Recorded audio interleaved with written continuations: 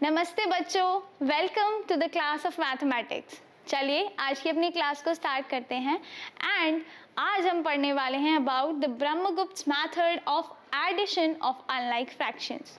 अब unlike fractions क्या होते हैं? जिनका डिनोमिनेटर अलग अलग होता है और उनको ऐड करने के लिए यानी उनके एडिशन के लिए हमारे पास एक ट्रिक होती है, एक मेथड होता है, that is the Brahmagupta method. जब हमने चैप्टर को स्टार्ट किया था तो मैंने आपको बताया था कि ब्रह्मपुत्र, आर्यभट्ट, इन सभी लोगों ने, जितने भी महान हमारे भारत देश के गणितज्ञ हैं, उन्होंने अपने अपने तरीके से फ्रैक्शंस को सॉल्व करने के मेथड्स दिए हैं। तो आज उसी मेथड से हम करने वाले हैं एडिशन दो अनलाइक फ्रैक्शंस। अनलाइक फ्रैक्शंस क्या हुए? जिनका डिनोमिनेटर सेम नहीं होता। जैसे अगर आप बात करें 2/3, डिनोमिनेटर 3 है। अगर आप बात करें 4/5, डिनोमिनेटर 5 है। 3 और 5 दो अलग अलग नंबर्स हैं, दीज आर नॉट सेम। तो ये दोनों फ्रैक्शंस आपस में अनलाइक फ्रैक्शंस हुए।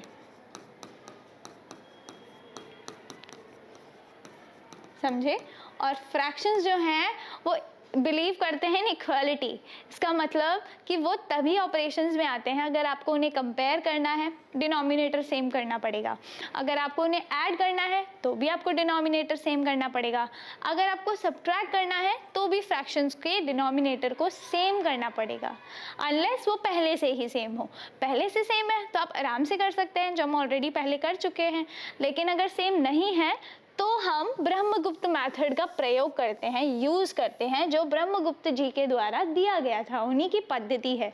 चलिए शुरू करें learning this chapter, this concept which is हमें ऐड करना है 2/3 और किसे 4/5। इन दो फ्रैक्शंस को हमें क्या करना है?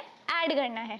तो देखिए पहला फ्रैक्शन है 2/3, दूसरा फ्रैक्शन है 4/5।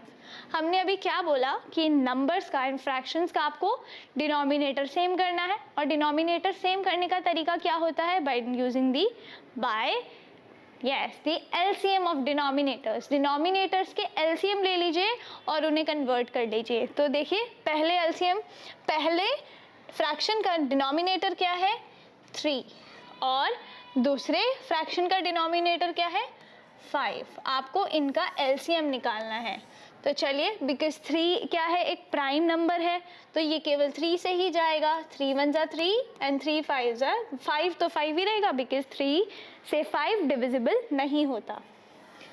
देन वी हैव 5, फिर से एक प्राइम नंबर है, तो अपनी टेबल के अलावा किसी और से नहीं जाएगा, तो 1 एंड 1 आ गया, दोनों जगह 1 1, तो एलसीएम कितना आएगा? देयरफॉर एलसीएम ऑफ 3 एंड 5 कितना हुआ?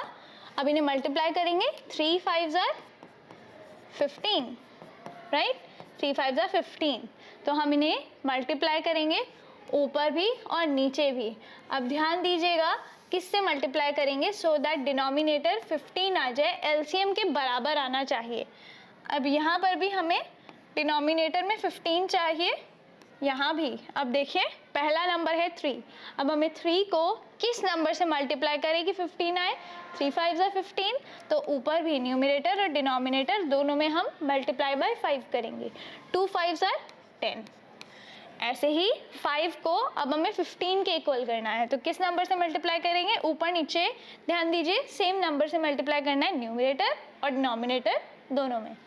तो ये होगा 5 3 जा 15, तो 5 3 जा 15 ऑलरेडी लिखा है, 4 3 जा 12। ओके, अब हमें ऐड करना है, देयरफॉर अब दोनों के डिनोमिनेटर सेम हो गए। यस, तो अब हम इन्हें ऐड कर सकते हैं।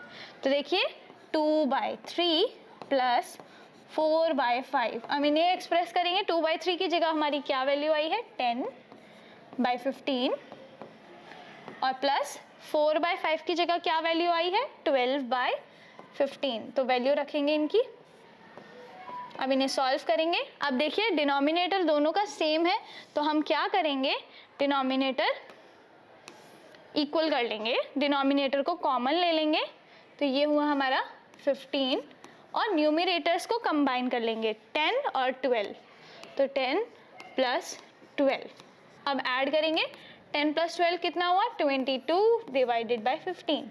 अब क्योंकि इट्स एन फ्रैक्शन में कन्वर्ट करना पड़ेगा, हम क्या करेंगे, डिनोमिनेटर से न्यूमरेटर को डिवाइड करेंगे। 15 डिवाइडेड बाय 22, 15 वन जा 15 बचा 7, तो क्या होगा, दैट वुड बी जो हमारा क्वेश्चन है यानी 1 वो आएगा हमारा किस में, हमारी होल नंबर में।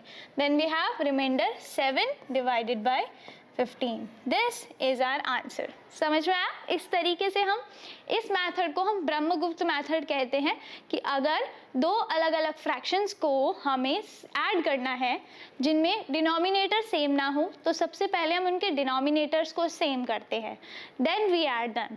समझ में आया बच्चों? तो this is Brahmagupta method of solving और एडिंग दी अनलाइक फ्रैक्शंस। तो चलिए आज के सत्र को यहीं पर समाप्त करते हैं। Before ending let me give you homework. अब आपके पास आपकी बुक में कुछ क्वेश्चंस दिए हैं, उन क्वेश्चंस को एनसीईआरटी की बुक से आप सॉल्व कीजिए, because without practice mathematics is not possible.